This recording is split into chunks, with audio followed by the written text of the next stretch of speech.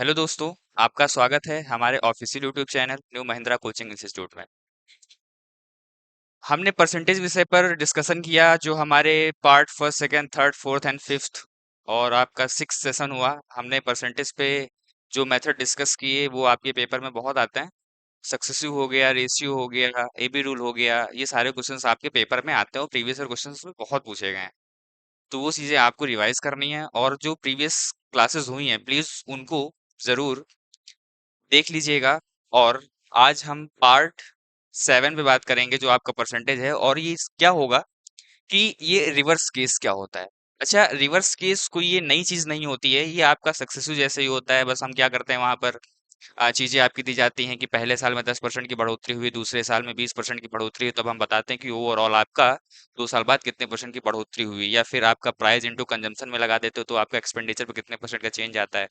ये सारी चीजें होती हैं। अब हम यहाँ पर जनसंख्या, मैंने जनसंख्या वाला भी क्वेश्चन आपसे पिछले सेशंस में डिस्कस किया था कि जनसंख्या जब बढ़ रही हो गांव के कि पहले साल आपका इतना बढ़ रहा है, दूसरे साल आपका इतना बढ़ रहा है, तो बताओ 2 साल बाद जनसंख्या में कितने परसेंट की बढ़ोतरी हुई। ये सारे क्वेश्चंस होते थे। अब हम यहाँ पर रिवर्स केस का मतलब ये होता है कि हम आपको 2 साल का दे देंगे और आपको 1 साल पे जाना होगा। मेरा कहने का मतलब ये है कि जैसे कि मान लो, फॉर एग्जाम्पल, जैसे कि मान लो 2 ईयर, 2 ईयर का मतलब ये है कि जैसे कि मान लो 2002 में जो जनसंख्या थी वो आपका 100 हो गया यहाँ पर और बढ़कर 144 हो जा रही है। ये कहने का मतलब, सीधा सा मतलब ये है। तो बताओ कि एक साल एक साल में परसेंटेज वृद्धि हर साल कितने परसेंट की हो रही है आपको बताना है। अब इस तरह के क्वेश्चंस को आपको कैसे निकालना है। अब मुझे सीधा सा देखना होगा कि ये जो आपका 100 और 144 लिखा हुआ है, यहाँ पर आपको देखना है कि ये 100 किसका रूट है, स्क्वायर रूट, और ये आपका 144 किसका स्क्वायर रूट है। तो क्यूब में भी आ सकता है, बिल्कुल भाई क्यूब में आ सकता है। जैसे कि मान लो कोई वैल्यू लिखी है यहाँ पर 1000 से 1331, या फिर आपका लिखा हुआ है कि यहाँ पर 1000 से आपका लिखा हुआ है कि 1728, ये लिखा हुआ है। तो पहली बात तो आपको यहाँ पर स्क्वायर और क्यूब बहुत अच्छे से याद होना चाहिए। अगर नहीं याद है तो आप स्क्वायर 30 तक और आप 20 तक क्यूब याद कर लीजिए। अगर कैपेसिटी आपकी ज्यादा है तो आप याद कर सकते हैं। ठीक है, आपका ही बेनिफिट है इसमें। जितना आप अच्छे से याद कर लेंगे तो आपका कैलकुलेशन उतना ही फास्ट होगा पेपर में। ठीक। अब हम क्या करेंगे कि यहाँ पर हम स्क्वायर रूट निकाल लेते हैं और उसके बाद फिर उसके बाद आपको बताना है कि कितने परसेंट की बढ़ोतरी हो रही है हर साल। ठीक है। तो हम क्या करेंगे, इसका स्क्वायर रूट निकाल लेंगे, इसका भी यहाँ पर स्क्वायर रूट निकाल लेंगे, और ये होता है आपका 10 और 12। अच्छा, परसेंटेज मुझे बताना है कि हर साल कितने परसेंट की बढ़ोतरी हो रही है। तो इसके बीच का जो डिफरेंस हो गया, ये हो गया 2/100। ठीक है। तो जो बढ़ोतरी हो रही है यहाँ पर वो आपकी 20% की बढ़ोतरी हो रही है। ये तो हमने 2 साल के केस में बात की। अब हम थर्ड ईयर के केस में बात करते हैं। ठीक। अब 3 साल, जैसे कि मान लो मैंने ये दे दिया आपको, यहाँ पर हमने दे दिया कि 3 ईयर्स के लिए हमने आपको यहाँ पर दिया 1000 और दे दिया 1728। ये 12 का होता है स्क्वायर, क्यूब सॉरी। ठीक है। अब बताना है कि हर साल कितने परसेंट की बढ़ोतरी हो रही है। तो आप क्या करेंगे, इसका क्यूब निकाल देंगे। क्यूब निकालने के बाद ये आपका क्या हो जाएगा, ये ये आपका हो जाएगा,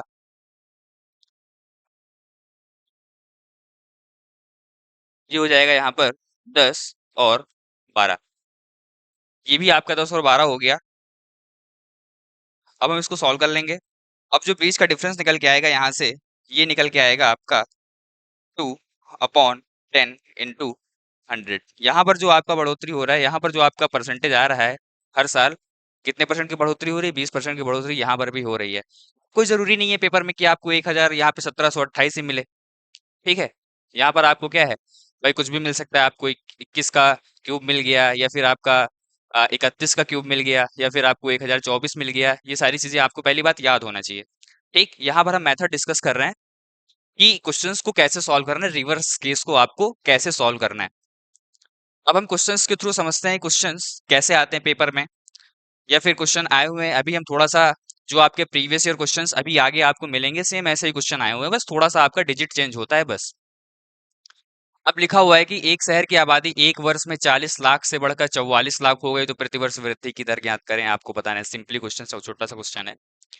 अब आपको बताना है 40 लाख से बढ़कर 44 लाख हो गई, 40 लाख से बढ़कर 44 लाख। मतलब बीच का जो डिफरेंस निकल के आया ये आपका निकल के आया 4, किसके रिस्पेक्ट में, 40 के रिस्पेक्ट में निकल के आया। ठीक है। और जो यहाँ पर आपका प्रतिवर्ष वृद्धि की दर ज्ञात करें, तो ये वृद्धि की दर जो होगी प्रतिवर्ष वो होगी आपकी 10%। तो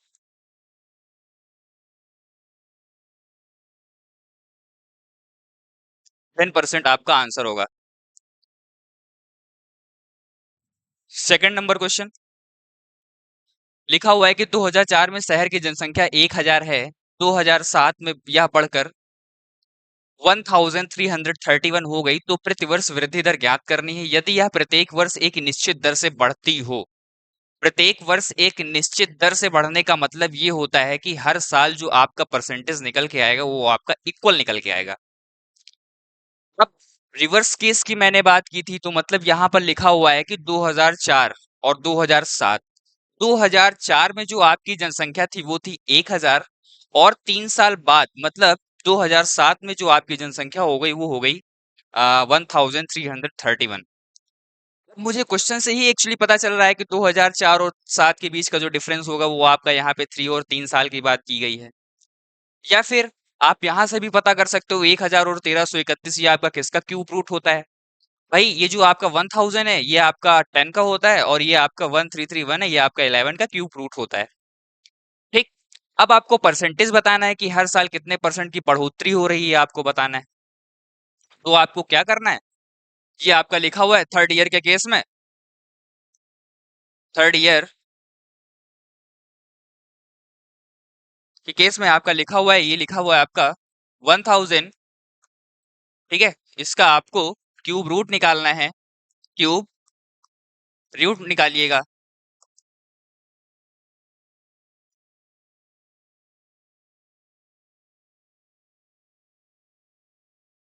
ये हो जाएगा आपका 10 और ये हो जाएगा आपका 11। डिफरेंस जो निकल के आएगा ये आपका निकल के आएगा 10%। ऐसे ही आपके पेपर में आते छोटे छोटे क्वेश्चंस भी आते हैं पेपर में। ठीक है। ये नहीं कि क्वेश्चंस नहीं आते हैं। ठीक। यहाँ पर जो आपका आंसर होगा ये आपका होगा 10%। आ गया होगा समझ में, यही रिवर्स केस होता है। 3 ईयर से आप कहाँ पे आ गए, 1 ईयर, 1 ईयर पे आप क्या करोगे, क्यूब रूट निकालोगे। अब जरूरी नहीं है आपको 3125 भी मिल सकता है, यहाँ पे 1000 भी मिल सकता है। ठीक। यहाँ पर आपको जैसे कि मान लो 8 का क्यूब क्या होता है, 512 होता है। ठीक। 7 का क्या होता है, 343 होता है। ऐसे भी मिल सकते हैं आपको। ठीक है। 10 और 11 के बीच का जो डिफरेंस हुआ 1/10 इंटू 100, और ये आप क्या करोगे परसेंटेज चेंज निकाल लोगे कि आपका प्रतिवर्ष जो आपका परसेंटेज बढ़ रहा है वो कितना बढ़ रहा है, आपका 10% बढ़ रहा है। ठीक है।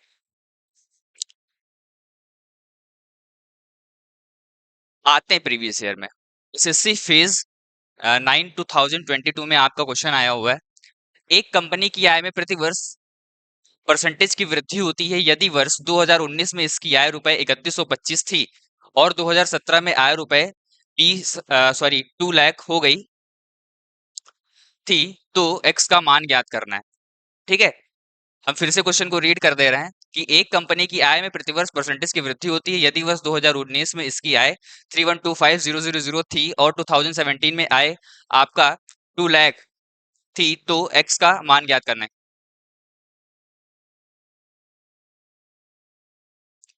ठीक। अब आप क्या करोगे, क्वेश्चंस को कैसे करोगे, लिखा हुआ है आपका 2017 में आपकी कितनी थी, यहां पर आप क्या करेंगे 2017 लिख लेंगे। 2017 लिखने का मतलब 2017 और 2019। 2017 में जो आपकी आय थी यहां पर वो थी 20 लाख। ठीक है। और जो 2019 में हो गई वो कितनी हो गई, 31 लाख 25 हजार।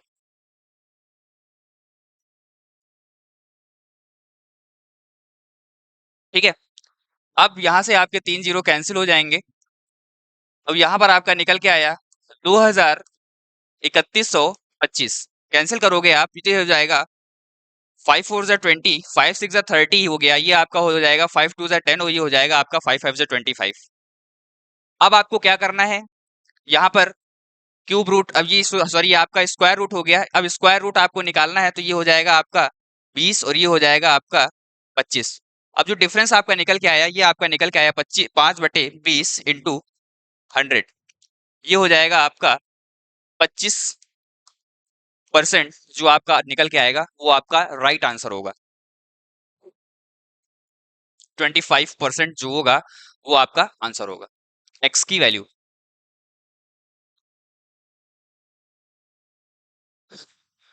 एक दुकानदार के पास तार की निश्चित लंबाई होती है, 10% तार चोरी हो गए और शेष का 70% बेच दिया गया, तो तार की मूल लंबाई ज्ञात करें यदि 810 मीटर अभी भी बचा है, रिमेनिंग है अभी 810, और आपको बताना है कि टोटल तार यहाँ पर कितना है, आपको बताना है।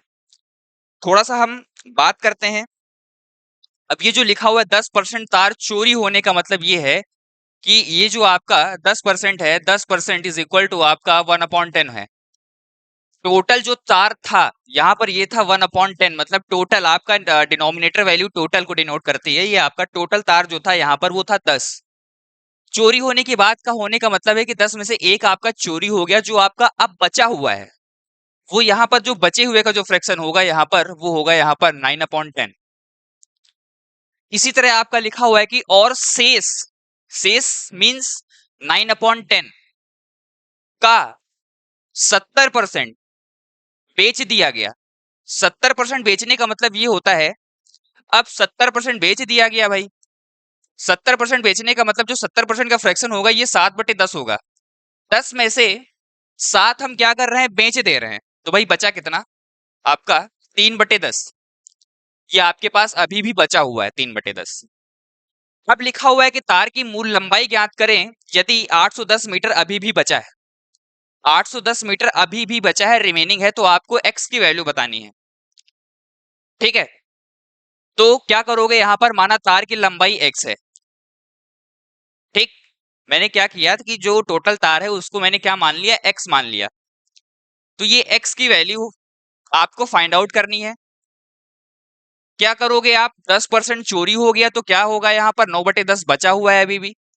रिमेनिंग शेष का 70% बेच दिया गया, तो बचा कितना, 3/10। अब आगे क्या होगा, तार की मूल लंबाई ज्ञात करना है आपको। Find the original length of the wire is equal to, आपका बचा हुआ है कितना, 810 मीटर। 9 3 जा 27, 3 जा आपका 81 हो जाएगा।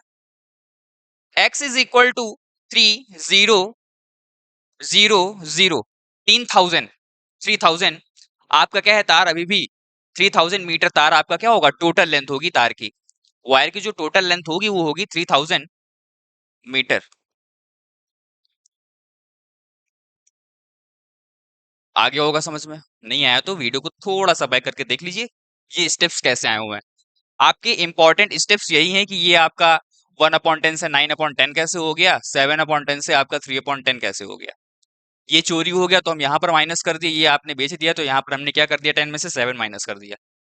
ठीक है, सीमा अपनी कुल आय का 5% यात्रा में खर्च करती है और बाकी का 20% भोजन में खर्च करती है, और फिर वह 120 रुपए दान करती है, और वह अभी भी 1400 रुपए के साथ बची है। उसकी आय ज्ञात कीजिए। Seema spends 5% of her total income in travelling and 20% of the rest is spent in food, and then she donates 120 rupee and still she is left with rates 1400। find her income आपको बताना है। अपनी आय का कुल 5% खर्च करने का मतलब ये होता है कि उसकी जो टोटल इनकम थी वो थी 100%। 100% में से उसने 5% को क्या कर दिया, स्पेंड कर दिया, तो उसके पास जो अभी बचा हुआ अमाउंट है उसके पास 95 है। मैंने मान लिया कि उसके पास जो इनकम थी वो थी एक्स इनटू, ये आपको टोटल इनकम बतानी है सीमा की, तो इसको हम क्या मान ले रहे हैं, यहां पर एक्स मान ले रहे हैं। Let the income of Seema is S, x. ठीक है, एक्स इंटू 5% यात्रा में खर्च करती है, तो 5% यात्रा में खर्च कर दिया, 5% यात्रा में खर्च करने का मतलब ये होता है कि 5% यात्रा में खर्च कर दिया। तो 5% यात्रा में खर्च करने का मतलब कि जो उसकी इनकम थी पहले वो थी 100, 5% खर्च कर दिया, तो अब उसके पास जो इनकम बची वो कितनी, 95। तो 95 अपॉन हमने क्या लिख दिया यहाँ पर, 100 लिख दिया। ये नहीं लिख सकते थे क्या 5%, आपका 5% जो होता है यहाँ पर ये होता है 1/20।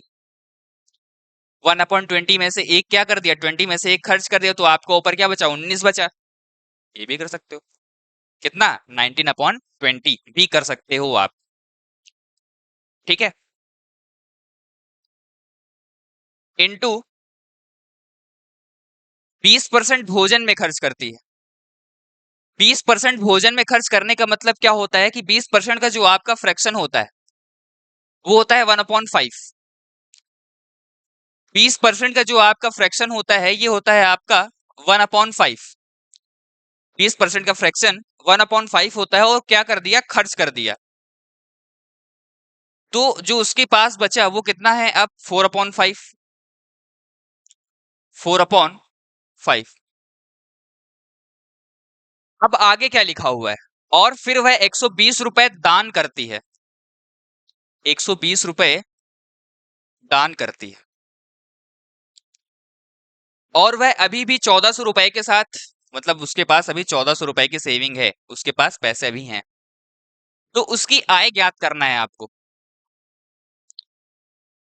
x इंटू 95/100 इंटू 4/5, ये एक स्टेप में लिख रहा हूं सिर्फ। ये जो आपकी -120 है, इसको हम क्या करेंगे, उधर ऐड कर देंगे। आपका आरएचएस साइड में 1400 में 120 को क्या करोगे, ऐड करोगे, तो ये जो आपका निकल के आएगा, ये निकल के आएगा 1520। अब आप क्या करेंगे, 5 2 जा 10, हम इसको डायरेक्ट भी लिख सकते थे वहां से। भाई ये क्या होता है, देख देख सकते हैं आप कि 5% इज इक्वल टू आपका हो गया 1/20। खर्च करने का मतलब 20 में से एक खर्च कर दिया, तो ऊपर कितना बचा, 19/20 भी डायरेक्ट लिख सकते थे आप। ठीक है, हमने कट कर दिया, हमने ये भी बता दिया, आप कुछ भी रख लीजिए यहाँ पर। ये हो जाएगा आपका 5 1 जा 5, 5 9 जा 45, देखिए वही आ गया। अब 19 4 जा आपका होता है 76। 19 4 जा आपका 76 होता है, और 76 का 2 टाइम्स 152 होता है। 152 होता है, तो ये कैंसिल हो गया। x is equal to 20 into 20 into 5। जो आपका आंसर निकल के आएगा यहां पर, क्या निकल के आएगा, 5 2 जा 10, 2 जा 20, और 1 2, 2000। सीमा की जो इनकम थी वो यहां पर निकल के आई है 2000। आपका यहां पर जो आंसर होगा, आपका आंसर होगा 2000। ऑप्शन बी आपका सही आंसर होगा। ऐसे क्वेश्चंस आपके पेपर में आते हैं। अब हम क्या करेंगे, जो इसके बाद जो मेथड है आपका पॉपुलेशन के केस, वो हम कल चर्चा करेंगे। और थोड़ा सा रिवीजन, लास्ट में हम थोड़ा सा रिवीजन कर लेते हैं किसका, fraction into percentage, percentage into fraction. Sir इस पे आप बहुत फोकस करते हैं, यही चीज होती है जो आपका टाइम बचाती है। मैं बार बार अपने सेशंस में बोलता हूँ, डेली बोलता हूँ इवन, कि आपको इस पे वर्क करना चाहिए। 5 मिनट 10 मिनट एटलीस्ट आप दे सकते हो। अब हम क्या करेंगे, वही करेंगे जो आपको पता है। आपको बताना है कि 22.5% आपको डायरेक्ट याद रखना है, ये आपका 9/14 होता है, 9/40। मैंने पूछ लिया कि भाई ये बताओ कि 2.5% का जो आपका फ्रैक्शन होता है ये क्या होता है, नहीं पता। 5% पता है, जो 5% होता है अभी हमने लिखा, ये देखो लिखा भी है ऊपर, जो आपका 5% होता है ये आपका होता है 1/20।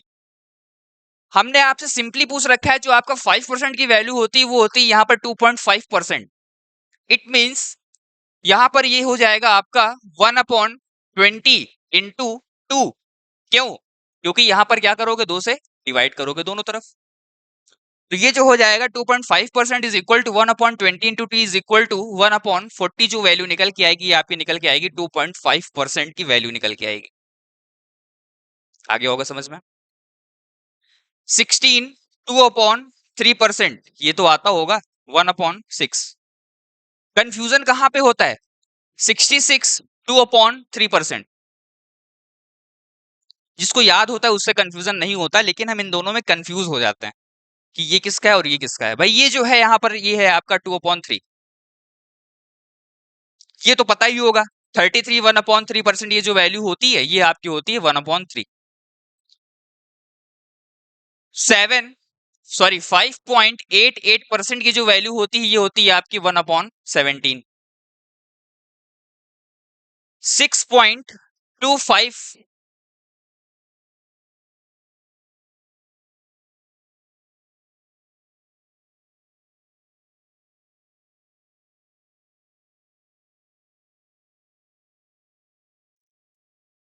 6.25% की वैल्यू क्या होती है भाई? 6.66 की वैल्यू क्या होती है? या फिर 6.25? हाँ, 6.66% की वैल्यू क्या होती है? 6.25 की जो वैल्यू होती है ये होती है 1/16। 6.66 की वैल्यू क्या होती है? ये होती है वाइप की आपका 1/15। ये सारी वैल्यू याद करनी।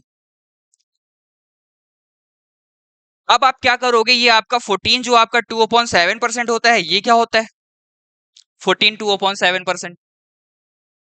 ये जो आपका होता है यहाँ पर, ये होता है आपका 1/7। 7 1/7% की जो वैल्यू होती है यहाँ पर, ये होती है यहाँ पर 1/14। ये सारी वैल्यू याद रखनी है। ये जो भी वैल्यूज दी गई हैं, ये हमने एनएमसी इंस्टीट्यूट जो हमारा टेलीग्राम चैनल है, हमने वहां पर ये सारी चीजें आपको सेंड कर रखी हैं, और आप जा करके सीट को डाउनलोड करके आप रीड करिए डेली 5 मिनट। जब आप डेली 10-10 मिनट 5-5 मिनट इस पे टाइम देंगे, तो ये एक ना एक दिन याद हो जाएंगे। अब हम आगे विस्तृत चर्चा ना करते हुए आज हम अपने सेशंस को यहीं पे एंड करते हैं। हमारे चैनल को लाइक शेयर एंड सब्सक्राइब करें। धन्यवाद।